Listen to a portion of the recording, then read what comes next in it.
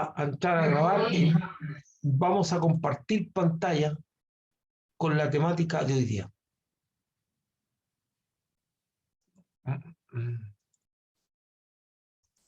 Entonces, ¿qué es lo que vamos a estudiar hoy día? ¿Qué es lo que vamos a ver hoy día? Es la continuación. Estamos exactamente en el estudio 42 del libro de Marcos.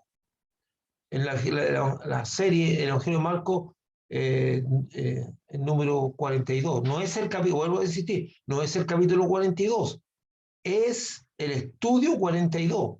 De 16 capítulos de Marcos llevamos 42 estudios. Por otro lado, una vez más, honro a los que son parte del ministerio en Estados Unidos, que es el pastor Ronald, que es el pastor Cabeza, y acá en Villa del Mar, esto estoy haciendo yo en el ministerio, que no constituimos iglesia, sino somos un ministerio en este instante. Y su autor, como que se desconocido, y se le atribuye a Marcos, el sobrino de Bernabé. Y abarca, como dice, lo digo siempre, del bautismo de Jesús hasta su resurrección. No toma ni el nacimiento ni ninguna de esas cosas. El Evangelio es un evangelio canónico y es sinóptico. Es un evangelio sinóptico porque tiene los paralelos al mismo tiempo del Evangelio de Mateo y Lucas, y escrito alrededor de 60 a 70 antes de Cristo. Después de Cristo, perdón. Marcos, veamos entonces Marcos 10, 13 al 16. Y le presentaban niños para que los tocase, y los discípulos reprendían a los que los presentaban. Esto es interesante, hermano, porque es una actitud típica de religiosidad. Y viéndolo Jesús, escucha esta palabra en el Evangelio aparece una vez. Dice, se indignó. Cuando Jesús hace el azote de cuerda en el templo, en ningún momento dice que se enojó. O sea, en el sentido de que se indignó así de esta manera. Sino que dijo que el celo de la casa lo consumió. Hizo un acto de disciplina.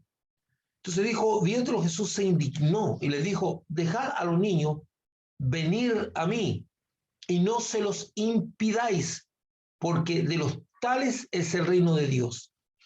De cierto os digo que el que no recibe el reino de Dios como un niño, no entrará en él. Y tomándolo de los brazos, poniendo las manos sobre ellos, los bendecía.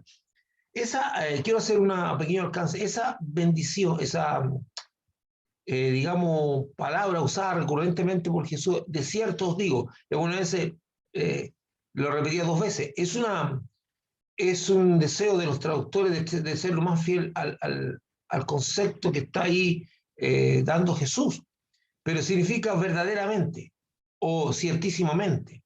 Al igual que mucha gente cree que la palabra amén significa así sea, no, amén no significa, según los judíos, amén no significa así sea. Amén significa estoy de acuerdo, me hago partícipe de lo que tú dices, porque así sea es como afirmar nomás, o sea, como un deseo, pero no me compromete. No, cuando usted dice amén, usted está siendo completamente partícipe de lo que la otra persona está diciendo, y usted dice, lo que él dice es mío y es verdadero. Entonces hay otra palabra para así sea, en hebreo. Entonces cuando usted dice amén, porque la gente tiene la costumbre de decir amén por cualquier cosa, ¿verdad? Y no mide, o sea, cuando usted, por eso el apóstol Pablo habla y dice, insiste, y dice, si tú no eres claro en decir lo que estás diciendo o en la palabra profética, entonces dice el apóstol Pablo, el que te está escuchando, ¿cómo dirá el amén? ¿Verdad? Entonces veamos un poquito esto. Esto no decidí no tocarlo. Jesucristo una vez más rompe tradiciones culturales y esta vez es en relación a la importancia de los niños y al trato hacia ellos. La mayoría de las culturas consideran a los niños sin mayor importancia. aunque estén conscientes que son determinantes para la preservación y el desarrollo de la nación, de la tribu y del pueblo. El niño ocupa, entre comillas, el último escalafón social. Eso no sería complicado si existiera una cultura también de respeto a los niños, una cultura de consideración. Pero nuestra cultura siempre mira a los niños un poquito de una manera en que son tomados sin importancia. Pero Jesús toma una actitud culturalmente distinta. Posteriormente encontramos el relato donde la lucha que tiene en todo tiempo el ser humano sobre qué es más importante, la preservación de los bienes o la preservación del alma, que es el relato que viene a continuación con el joven rico. Marcos 10, 13 dice, y les presentaban los niños, en el versículo 3, para que los tocasen, y los discípulos reprendían a los que los presentaban. Imagínense la escena. Las personas llevaban a los niños porque tenían una fe y quería que Jesús bendijera a sus niños. Jesús que estaba haciendo milagros. Y a lo mejor también pensaban, como Jesús había echado tanto demonio fuera, pensaban que el toque de Jesús podía producir un acto de limpieza, pero independiente, había en las personas una acción de un poquito misticismo o una cosa que era como culturalmente, digamos, mística. No podemos juzgar la fe de las personas. Esto es un acto de fe. Los discípulos de Jesucristo que andaban con él, porque andaban con él, a todo esto, ¿por qué digo los que andaban con él? Porque no todos los discípulos andaban con él. Había un grupo de discípulos que estaba caminando con Jesús y andando para todos lados con él, pero no eran todos los discípulos. Entonces, veamos, los discípulos de Jesucristo que andaban con él asumen actitudes de impedir que las personas que se quieran acercar a Jesucristo puedan llegar a él, si a ellos no les parece bien. La actitud de los discípulos es controlar el acceso al conocimiento de Jesucristo. Se convirtió en una de las estrategias del diablo para establecer la religión y así poder controlar a las personas que necesitan de un intercesor para llegar a Jesucristo. Estas son personas que tienen el control. No es que Jesús les mandó, oye, necesito que ustedes me estén protegiendo para que la gente no se acerque a mí. No. Ellos tomaron atribuciones que nunca les dio el Señor. Porque ellos están manejando la situación, se sienten dueños de esto y están construyendo una religión, cosa que Jesús no quiere. En Marcos dice, viéndolo Jesús, se indignó. Dejad a los niños que venir a mí y no se los impidáis, porque de los tales es el reino de Dios. De cierto os digo, que el que no recibe el reino de Dios como un niño, no entrará en él. Y tomándolos en los brazos, poniéndole las manos sobre ellos, los bendecía. Voy a volver atrás un poquito.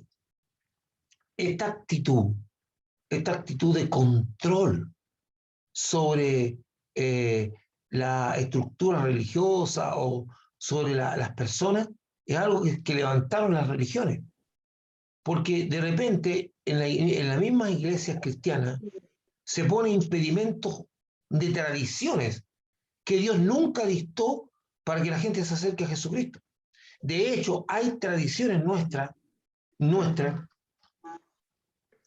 que son hasta, yo diría, no sé si diabólicas, llamarlo así, que nosotros las consideramos muy de Dios, bajo una justificación netamente intelectual.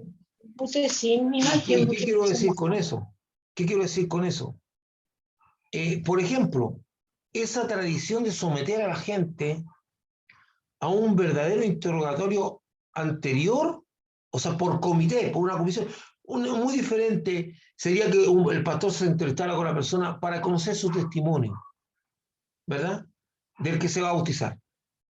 Eran sometidos a interrogatorio, hermano, algunos de ellos crueles en lo máximo, con preguntas, algunos de nuestros honorables, digamos, el Sanedrín, parte del Sanedrín evangélico bautista, hacían preguntas capciosas, preguntas así como para ver si te pillo, preguntas de conocimiento, a ver si te pillo, No tiene nada que ver con el testimonio, porque la persona que se va a convertir no tiene por qué saberlo todo. Los procesos de maduración son procesos que se van dando con el tiempo. De hecho, hasta el día de hoy, usted y yo desconocemos muchas cosas que nos sorprenden cuando la revelación llega a nosotros. Eh, si habría sido un maestro, lo habría preguntado. Y al igual que yo entiendo, hermano, yo entiendo que cuando se va a ordenar un pastor, deben haber condiciones básicas y mínimas que el pastor tiene que saber con respecto a la fe y el testimonio que da. Cuando nosotros ordenamos a un pastor, no lo ordenamos por cuánto sabe, sino porque su testimonio de pastor está evidente, porque Dios le ha puesto ovejas alrededor y él la está guiando. Entonces, lo que nosotros hacemos no es ordenar un pastor desde el punto de vista que nosotros lo establecemos, sino que es reconocer lo que Dios está haciendo en la persona. Nosotros no nombramos pastor, los ministerios los da Jesucristo. Lo que nos corresponde hacer a nosotros los hermanos, cuando ponemos las manos conforme a lo que dice la Biblia, no es nombrar un pastor, que es lo que se hace, sino, y muchas veces en estos concilios se establecían verdaderas preguntas realmente que ustedes se sorprenderían. Entonces, eso es lo que tiene la toma de control. Y hay gente, ahora eso yo lo estoy hablando a nivel institucional, pero también hay gente a nivel individual que le pone traba a la gente y le empieza a decir, no, que tú no puedes esto, que tú no puedes esto otro, cuando empiezan a ponerle trabas en la búsqueda de Dios a las personas, a veces por pura envidia o porque tienen un celo mal entendido. Bueno, esta actitud de los discípulos de querer controlar que las personas tuvieran acceso a Jesucristo porque considerar la cosa que no debía ser así, es algo que se ve, y lo cual nosotros no podemos. Ni usted debe ser nunca partícipe de eso. Usted siempre debe facilitar a las personas el acceso a Jesucristo. No ponerle trabas o ponerle condiciones de tradiciones que no son bíblicas. Asegúrese bien que el consejo que usted está dando o la palabra que usted está entregando soporta las escrituras. Porque si no es así, usted está mintiendo, está engañando, está yendo contra Dios. Lo que yo aconsejo o la condición que estoy poniendo yo supuesta condición es avalada por la escritura. Si no es así, no, tenga cuidado. Voy a hablar qué es lo que significa indignar, porque indignar no es lo mismo que enojo ni ira. Indignar dice irritar o enfadar vehementemente a alguien. Esa es la definición de la RAE.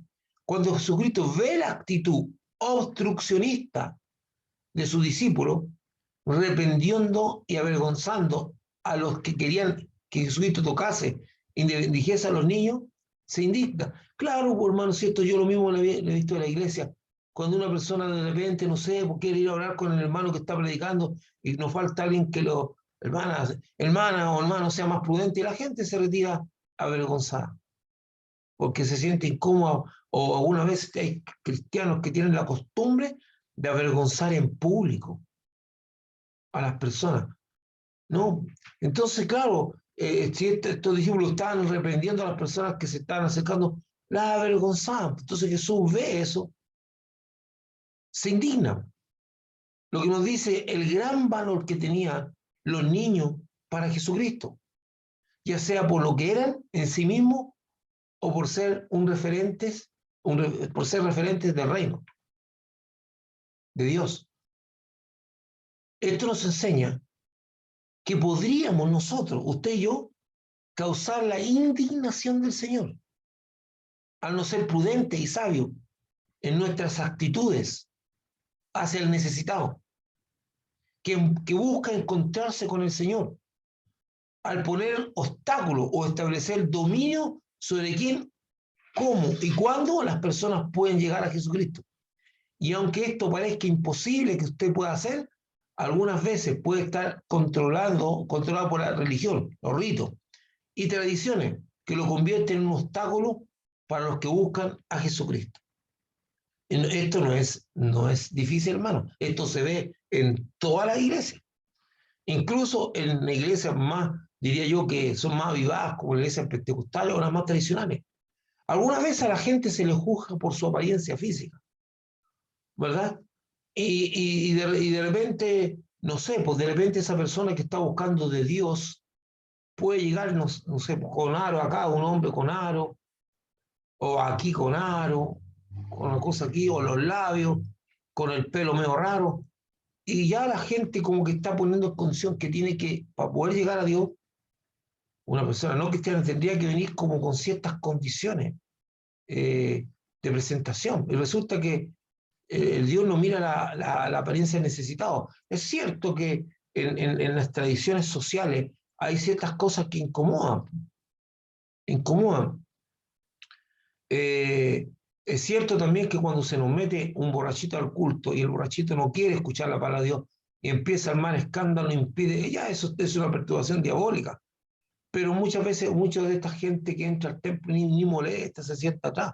Son malolientes algunos, incomodan a las personas. Entonces tiene que venir bien duchadito para estar. No, si el necesitado llega a los pies de Cristo porque está quebrado, porque está hecho pedazo, porque su condición es la que tiene. Entonces nosotros ponemos como cierto obstáculo, como si estas personas tuvieran que cumplir un requisito, y hay que tener cuidado, porque nosotros algunas veces estamos dominados por los ritos y por la religión. Establecemos ritos, establecemos consideraciones que no están en la Biblia. Mire, hace un tiempo atrás el pastor Ruiz dijo, ¿cuántas de las cosas que se hacen en la iglesia son bíblicas? Ahora, yo no estoy en desacuerdo con las cosas funcionales, porque muchas cosas que se han establecido son funcionales para que la cosa ande en un grupo de personas. Por ejemplo, yo les he hablado muchas veces del nacimiento de la escuela dominical, que fue una cosa completamente funcional. Se debió a una necesidad que existía y que Dios usó a una persona que se le ocurrió establecer la escuela dominical como una escuela secular, y posteriormente, cuando los gobiernos se hicieron a cargo de los estudios de los niños o de la escuela de los niños, pasó a ser de una escuela secular a una escuela bíblica. Pero ¿qué es lo que pasó? Que más adelante nosotros, perdón la expresión que voy a usar, la transformamos en una vaca sagrada. La escuela dominical no se puede tocar. La escuela dominical es algo que, entonces, no, es algo funcional. Ahora, si la escuela dominical no está funcionando, hay que cambiarla por algo que funcione. Si así es simple. Entonces hay que pedir la dirección a Dios. Entonces nosotros transformamos cosas que son funcionales, cosas que sirvieron en un momento, como algo que estuviera en la Biblia. Vaya a buscar si existe escuela dominical en la Biblia. No existe, pues, hermano. Entonces, eso es un ejemplo. Y no queremos decir, bueno, Dios, ¿qué quieres tú para estos tiempos? Mire, si usted me dice a mí, me dice que la idea de establecer una iglesia por internet, no, por supuesto. Yo no lo había hecho. O sea, y no estoy hablando de eso, sino que lo que están haciendo los hermanos ahora, iglesias que están transmitiendo sus cultos por internet. Yo no lo había hecho. La necesidad nos llevó a esto. Esto es funcional. Entonces, a lo mejor alguien más adelante va a decir, la santa iglesia de internet. No, y la intocable, y que no vamos a echar, no, eso no va a transformar la vaca sagrada. No puede ser, pues, hermano, es una cosa funcional que nos está prestando una bendición y una ayuda ahora, pero no significa que va a ser, que es la que necesitamos nosotros, o que es lo intocable, no. Así que estas actitudes que tienen los apóstoles o los discípulos para ir contra el Señor, o sea, contra las personas que buscaban al Señor, indigna a Jesús, lo irrita. Y dice, ¿cómo eso? ¿Cómo eso es posible? No, no puede ser. Entonces, veamos, Jesucristo una vez más insiste que para recibir el reino se debe tener una actitud en humildad, en sencillez, semejante a un niño. Cuando observamos a un niño, ¿qué vemos en un niño? Vemos inocencia. Generalmente no tiene malicia de ningún tipo. El niño no es contumaz. ¿Qué es lo que es una persona contumaz? El niño comete un error y no se mantiene en el error. No, es que yo hice lo que tenía que hacer y todo el mundo sabe que te equivocaste, pero tú sigues insistiendo en que lo que hiciste estaba bien. No, el niño no es contumaz frente a sus errores. es totalmente consciente de su indefensión, por lo cual no es belicoso. El niño está consciente y tiende a ser agradecido y se alegra con cosas sencillas. Yo he dado un pequeño retrato de lo que Jesús dice el ser como niño para entrar al reino. No hay malicia, no hay contumacia en persistir los errores, es humilde la humildad, no hay belicosidad. De hecho, la cantidad de cristianos en este último tiempo que se pudiera decir que son agradecidos, yo diría que son contados con los dedos de las manos, porque la mayoría de los creyentes, tal vez puede ser que no sea la mayoría, pero la gran cantidad son quejones. Siempre se andan quejando por algo. Solamente ven las cosas negativas, pero no ven la bendición de Dios, aún en las cosas negativas. Voy a hacerle una pregunta. ¿Hace cuánto tiempo que usted no agradece con sinceridad lo que tiene y lo que es? ¿Se ha tomado el tiempo para orar? No, o para hablar con Dios, ni siquiera usar la palabra orar, hablar con Dios, para darle gracias. O sea, lo que le estoy diciendo es súper, súper importante, porque el Señor insiste en que debemos ser como niños. Y vuelvo a insistir, vuelvo a decir, el niño generalmente no tiene malicia. Ahora nuestros niños lo están corrompiendo los adultos, pero generalmente un niño chiquito, hablemos de un niño ya de 4, 5, 6 años, son personas sin malicia, ¿creen?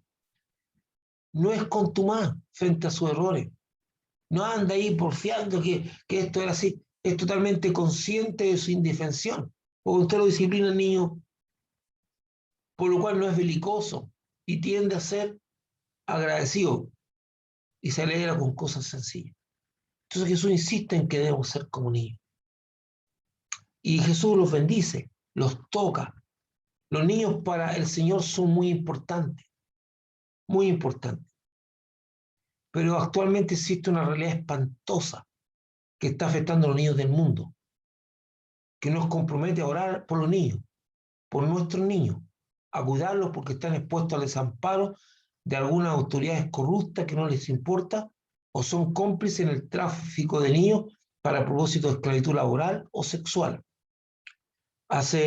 Mire, en algunos lugares de allá de países africanos y otros países más, donde se produce cacao, muchas de estos cultivos tienen niños esclavos. De hecho, han habido organizaciones internacionales que le están pidiendo a empresas como Nestlé. Nestlé fue una de las empresas muy cuestionadas por eso, porque no le hacía un seguimiento al origen de las materias primas. Compraba materias primas de lugares donde esos productos del chocolate, del cacao, eran sacados por niños esclavos. Entonces, Jesús quiere tocar a los niños, quiere bendecirlos. Ahora espero que viene algo súper importante. A continuación, veremos un extracto de la conferencia presentada por Lidia Cacho en ACAM de agosto de 2018. ACAM es la organización internacional de membresía más grande para profesionales de la lucha contra los delitos financieros. ¿Qué tiene que ver esto? Ahí lo vamos a ver. Lidia María Cacho Oliveiro nació en la Ciudad de México el 12 de abril. Ella no es creyente, no es una cristiana, o por lo menos no se identifica como cristiana. 12 de abril de 1963, más conocida como Lidia Cacho, porque su esposo era de apellido Cacho. Es una periodista, escritora, conferencista y activista de los derechos humanos mexicana. Ha recibido reconocimientos internacionales por investigar crímenes y desarrollar herramientas sociales y por su labor en enseñar nuevas técnicas de cómo enfrentar la esclavitud y la trata de personas en todo el mundo. En 2004, Lidia Cacho escribió el libro Los demonios del Edén, en donde denuncia a la mafia de pederastía en México y la explotación comercial del sexo con menores con la anuencia de las clases políticas e implica a varios personajes públicos. Yo solamente le voy a mostrar un extracto de esta conferencia. Yo le dejo, cuando le mande el apunte, le voy a dejar el link para que usted pueda ver un poquito más, ¿ya? Y vamos a escuchar un poco esto que considero súper importante. Pasaron muchos años hasta que en el 2003 descubrí una red de pornografía infantil en Quintana Roo, en la zona hotelera y en la zona más pobre de Cancún. Estaban vinculadas a través de un grupo de empresarios, senadores, gobernadores, que tenían una fascinación por la pedofilia y estaban dedicados a traer niñas de diferentes países. Y cuando empezamos a descubrir esta red, por supuesto, una de las niñas fueron a denunciar frente a la autoridad, y la autoridad lo que hizo fue llamarle al líder de esta banda de traficantes para avisarle que ya lo habían denunciado, y él se fue a los Estados Unidos. El empresario se llama Jan Sukarkuri, y puedo decir su nombre porque ganamos el caso y está preso. Él había traído, hasta donde yo pude documentar, 200 niñas y niños a la zona hotelera de Quintana Roo, de Cancún, frente al mar, a donde venían empresarios y políticos a tener sexo con niñas entre 4 y 13 años. No solo eso, sino hacía pornografía infantil. 2003. Entonces, claro, yo fui directamente con las autoridades federales a preguntarles cómo podemos investigar una red de pornografía infantil que está comprando y vendiendo niñas a través de Internet. No, señora Cacho, es una exageración.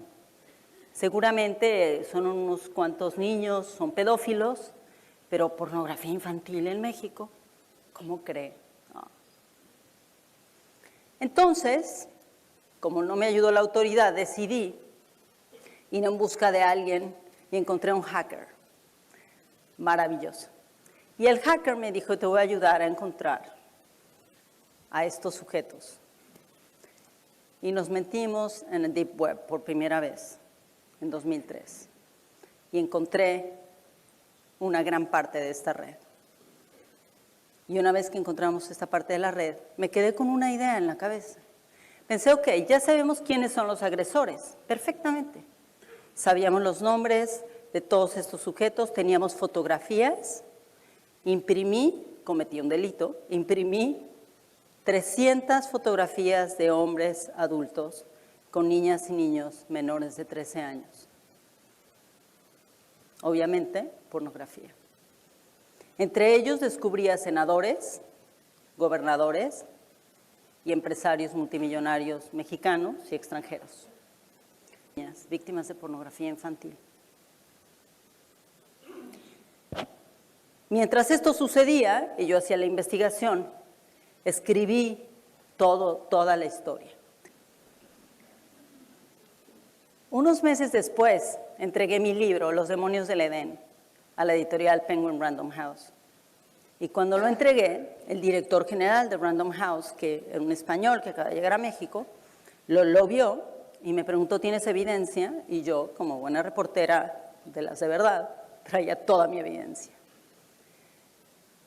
Publicamos el libro y mientras tanto regresé a Cancún y hablé con el agente del Ministerio Público Federal, que fue una de las personas claves para esta investigación. El hombre recibió tantas amenazas de muerte como yo dentro de la propia Procuraduría por hacer bien su trabajo. Hubo un momento en que estábamos sentados, él y yo, frente a unas computadoras y yo tenía era un DVD, no existían los USBs, por lo menos no los tenía todo el mundo, que habíamos rescatado. Y cuando lo empezamos a ver, me dijo, las madres de estas niñas y niños tienen que ver estos videos para identificar a sus hijas. Y le dije, sobre mi cadáver, que va a permitir que esta madre o este padre vea a su hija o a su hijo de 4 o 5 años siendo violado por estos sujetos. Entonces me dijo, ¿está usted segura? Usted es periodista. Si usted hace esto y usted los identifica, se va a convertir en una testigo federal y va a tener que testificar en contra de ellos hasta que termine con esta banda. Eso significa que puede pasar el resto de su vida con amenazas y perseguida. Y le dije, sí, estoy segura. 2 meses después estábamos presentando el libro en la Ciudad de México y yo estaba rodeada de 25 policías federales armados que estaban peleados con su propia autoridad. Lo presenté junto con otros periodistas muy connotados mexicanos y para ese momento ya habíamos rescatado a 200 niñas y niños. Ya tenía los nombres, los apellidos, ya sabíamos quién eran sus madres, sus padres.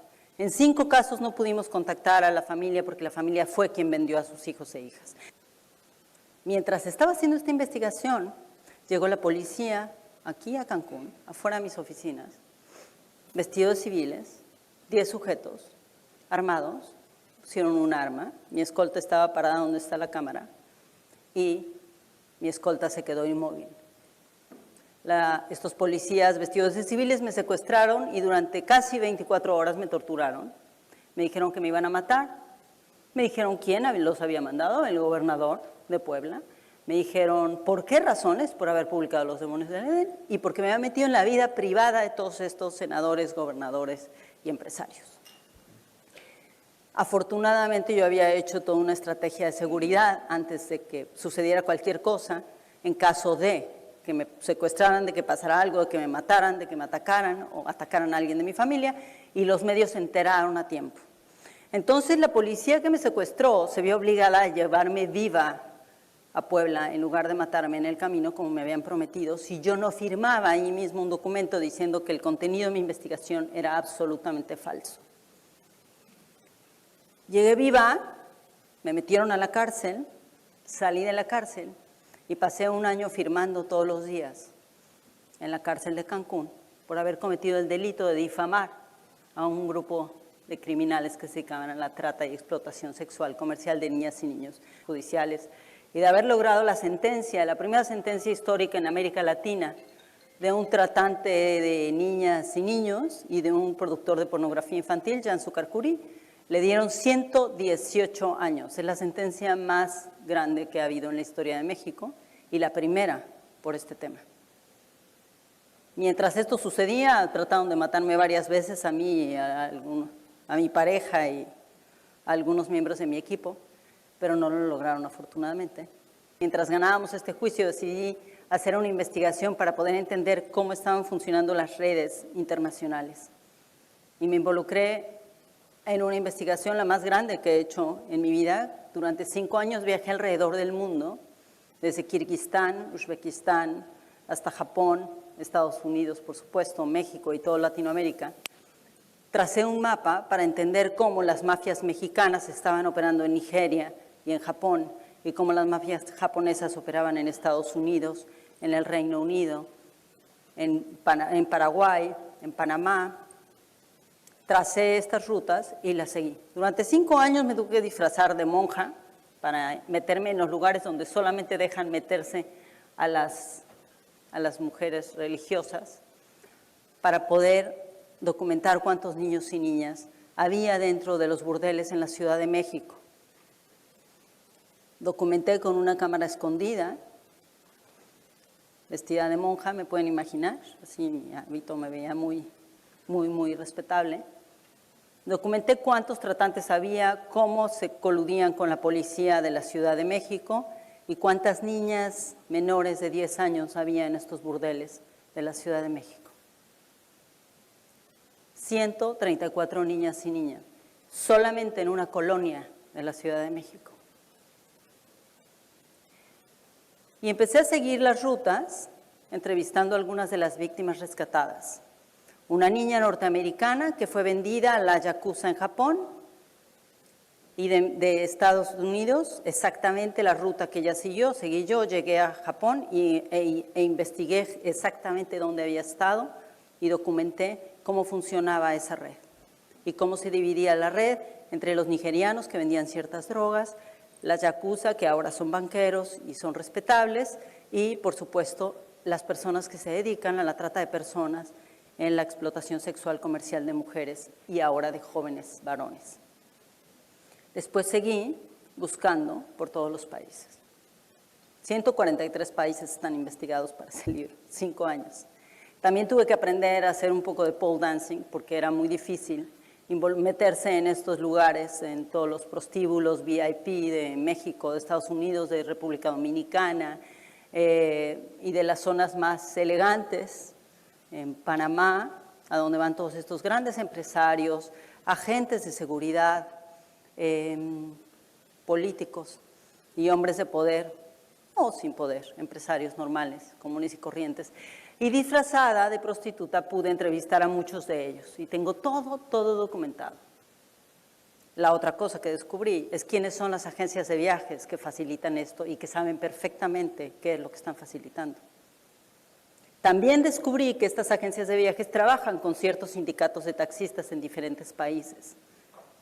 Y cuando no son los sindicatos de taxistas, porque son VIPs los consumidores y los clientes de la trata que están generando todo el consumo, entonces son empresas especializadas en transporte VIP. Y consignen los nombres también. ¿Quiénes son estas empresas? Tenemos que lograr entender cómo funcionan los vínculos entre cada uno de los grupos criminales. Yo lo he logrado en varias ocasiones, desde Argentina hasta México, desde Japón hasta Kirguistán.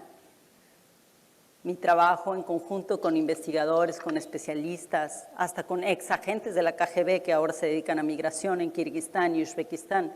Hemos logrado juntas y juntos, yo con mi trabajo periodístico y ellos con su especialidad, detener a más de 230 expertos en delincuencia organizada, tratantes criminales que ahora están en prisión. Eso es trabajo conjunto, no soy yo la heroína.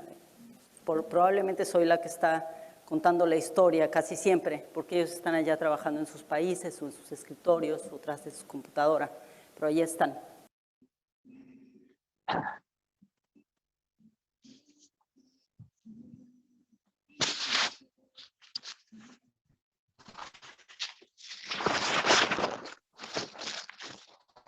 Bueno, ustedes estaban escuchando, yo les puse este audio, espero que no haya habido ninguna susceptibilidad, pero es absolutamente necesario que hay un audio que está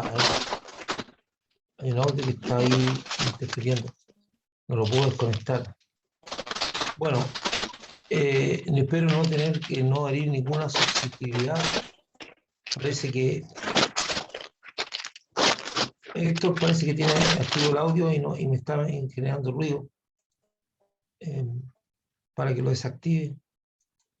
Bien, yo espero no haber herido ninguna susceptibilidad, pero es absolutamente necesario que usted esté al tanto de esto, porque necesitamos saber con quién orar, por qué orar y cuándo orar. Y hay otras cosas más que usted tiene que saber. Una de las cosas que usted tiene que saber es que hay que cuidar a nuestros niños y que los niños son llevados, arrastrados en las ciudades. Un niño que está caminando por la calle lo raptan y se lo llevan. Entonces, la situación no es tan simple. El mundo ya no es como antes. Y son niños que van desde 4 años a 13, 14, y algunos después que son sometidos a esta explotación sexual, también algunos después son sometidos a explotación laboral. Aquí hay metido, hermano, aquí hay metido artistas que usted ni siquiera se podía imaginar. Uno de los acusados de esto y que dicen que ya está siendo juzgado es Tom Hanks, el famoso actor conocido por usted. Hay muchísima gente y hay otros artistas, como algunas cantantes famosas que están pasando ahora por depresión. Esas cantantes famosas que ahora algunas de ellas tienen información constantes y por eso están enfermas. Y que supuestamente en cualquier momento ellas entregarían lo que han visto en estas fiestas privadas. Entonces, los niños, ¿no? Los niños del mundo están sometidos a una gran presión. Pueden raptar un niño de Chile. La cantidad. ¿Usted alguna vez se ha preguntado cuántos niños desaparecieron en Chile? Usted va a la PDI y alguna vez, no sé si usted un tiempo fuera de adulto desaparecido, usted un tiempo en las cajas, cuando uno compraba la leche Soprole por caja, estas cajas de 12, usted iba a las tiendas y veía que las cajas tenían fotos de niños desaparecidos. Se busca. Y así, o sea, hay una gran cosa que está afectando a nuestros niños. Entonces, así como Jesús bendice a los niños, usted tiene que darse cuenta de una realidad horrible y espantosa que está ocurriendo en el mundo. Y esta dama, la señora Lidia Cacho, con lo cual yo siento mucho respeto, aunque no concuerde con todo tal vez sus pensamientos, pero ha hecho una tremenda labor. Ha sido muy valiente y ha sido, bueno, la han intentado matar muchas veces. De hecho, intervino la ONU para que el gobierno investigara la tortura a la cual fue sometida, para hacerla callar, para que no, porque ella entregó nombres. Aquí cayeron muchos, pero muchos gobernadores, jueces, de todo tipo de personas. Entonces, uno no puede pensar que la autoridad esté metido en esto. Hay gente metida a los altos niveles tremendamente corrupta y por eso están presionando para hacer que se considere legal la pedofilia o que se considere normal que un hombre adulto tenga o una mujer adulta tenga relaciones con un niño. Y eso es lo que está pasando, porque el mundo está corrupto. Quiero leer un poquito más. Solo tenemos que decir que lo que está ocurriendo con los niños hoy día era lo que ocurría con las naciones que habitaban en Canaán, que Dios juzgó y quitó de ese lugar. Si usted se pone a estudiar el Antiguo Testamento y lo estudia más profundamente, dirá, oye, pero ¿por qué Dios arrasó con esas naciones? Porque las costumbres que tenían eran tan terribles como esta y peores, que no solo sometían a abuso a sus niños, sino que sacrificaban a los recién nacidos al fuego de sus dioses paganos. Recordamos Génesis 5:6, y pero Dios justo, Gálatas 6:7, Salmo 10:14, vamos a leer. Mira lo que dice Génesis 5:6, ¿qué es lo que está pasando ahora? Y vio Jehová que la maldad de los hombres era mucha en la tierra, y que todo designio de los pensamientos del corazón de ellos era de continuo solamente al mal. Y se arrepintió Jehová de haber hecho hombre en la tierra, y le dolió en su corazón. Yo me pregunto cómo está el corazón de Dios ahora, ¿verdad? Y dice, y vio Jehová que la maldad de los hombres era mucha en la tierra. ¿No le suena parecido a lo que está pasando ahora? ¿No ve que es algo muy parecido? Y que los pensamientos y los destinos de los pensamientos del corazón de ellos era de continuo solamente al mal. El mal pues es fuerte, pero eso la que usted escucha a algunas personas hablar llenas de odio, llenas y tramar, y estas cosas que están ocultas, como el abuso de los niños, el secuestro y venta, secuestran a un niño aquí en Chile y se lo pueden mandar para allá, para Japón o para Estados Unidos, a países lejanos, a Rusia. Veamos, no quiero que usted se quede con una visión de desesperanza. Sí, quédese preocupado para que ore, para que cuide a sus niños. Tampoco usted los puede mandar por la calle de repente. Mire, ya no estamos en los tiempos de antes. O sea, si usted tiene nietos o sobrinos o hijos de cierta edad, no es que anden por la calle, de repente esta gente toma un auto y va y desaparecen porque están coludidos con alguna autoridad. Acuérdense lo que estaba diciendo la señora Lidia, que descubrió que habían involucrado empresas de turismo, agencias de viaje, que estaban completamente conscientes qué turismo hacían las personas que estaban contratándolo. Más encima habían sindicatos de taxistas o gente de movilización que también estaba consciente que tomaba a estos niños y los llevaba a los lugares o llevaba a los turistas sexuales. Hay policía, hay gobernadores, hay jueces, hay de todo tipo de gente involucrada en esto, ¿verdad? Artistas, gente de todo tipo. Entonces, es el momento de que usted cuida a sus niños, que los bendiga, ponga la mano sobre ellos, ore, y tenga cuidado, esté atento. Tampoco sea indiferente si usted ve algo extraño ahí en la calle, o intento arrestar a un niño, no sé, de arrastrar ahí a un niño. Entonces la Biblia dice, pero Señor, esto está ocurriendo a esta gente aquí acá. Dice, no os engañéis. Dios no puede ser burlado, pues todo lo que el hombre separe, eso también se hará. Y la justicia de Dios, dice que los ojos de Dios contemplan toda la tierra para mostrar su poder a favor de los que tienen un corazón perfecto para poner.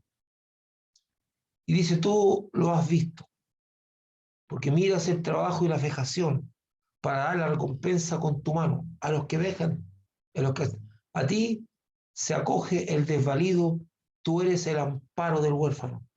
Dios está dolido con toda esta cosa, con lo que está haciendo el hombre. Y Dios no va a intervenir mayormente en la tierra que no sea la segunda venida de Jesucristo a hacer juicio. Y todos esos niños que están sufriendo serán consolados. Y serán, porque esto es la eternidad, hermano. Y mientras, esto es una batalla que tenemos que pelear con la fe. Y quiero decirle a usted que yo puse este ejemplo, pero usted no tiene idea de la cantidad de organizaciones cristianas que hacen lo mismo que hace esta mujer. Tienen casas de ayuda, están siguiendo. Hay muchas organizaciones cristianas que trabajan en lo secreto. En lo secreto. Ella se hizo público porque presentó juicio y actuó en lo público. Pero hay muchas organizaciones que trabajan en lo secreto para poder ser más efectivas en el rescate de estos niños. Entonces, eso está pasando en el mundo ahora. Oremos por nuestros niños, pedámosle a Dios que bendiga a nuestros niños, que el Señor fortalezca y guarde esto, que Jesús ama a los niños y los bendice. Bendiga usted también a sus niños, pero no esté ajeno a una realidad que está ocurriendo en el mundo. Son cientos y miles de niños que están siendo afectados, pero Dios hará justicia. Dios hará justicia y nosotros, por un lado, se nos ha dado la gran labor de ser de bendición y de ser activos en ayudar a los que están pasando la mano. Ore por las organizaciones cristianas que están en lo oculto haciendo esta labor también, de introducirse en estas organizaciones para rescatar a los niños y para desarticular también estas organizaciones. Como ella dijo, aquí hay una gran cantidad de personas trabajando. Y lo más tremendo es que estamos lidiando con personas que fueron puestas para proteger a los niños y son parte de la podredumbre y son personas de autoridad. Esta mujer, como dice, la trataron de matar muchas veces porque denunció con nombre. Uno de esta gente mandó hasta un hombre con un maletín, dice ella, de $1 millón para comprarla. Y uno de los gobernadores dijo, ese libro no se va a publicar, le dijo, amenazó a la empresa, a la editorial, de que no podía publicar ese libro porque el nombre de él estaba ahí. Y todo documentado. 146 países. Lo más probable es que ella estuvo en Chile también. Así que yo le pido a usted que oremos por nuestros niños, que no tome una actitud y tampoco se venga a decir, oh, qué terrible, solamente. No, si la maldad ha estado siempre. Lo que pasa es que ahora está saliendo a la luz. ¿Y quién quiere que salga a la luz? Hay muchas cosas encubiertas, muchas cosas que usted y yo no sabíamos, que no las veíamos, pero como dice Dios, no hay nada encubierto que no haya de ser manifiesto. O sea, Dios saca a la luz las cosas que son terribles para que nosotros tengamos claro y oremos y pidamos y protejamos a los nuestros también. Esto es lo que está, y en esto vendrá el juicio de Dios sobre todo aquel que hace maldad. Dice, la Biblia lo dice claramente. Así que vamos a orar al Señor. No sé si hay algún comentario, pero vamos a orar pidiendo a Dios que esto tenga una situación de cambio y yo voy a dejar hasta aquí la oración para que tengamos un tiempo de oración.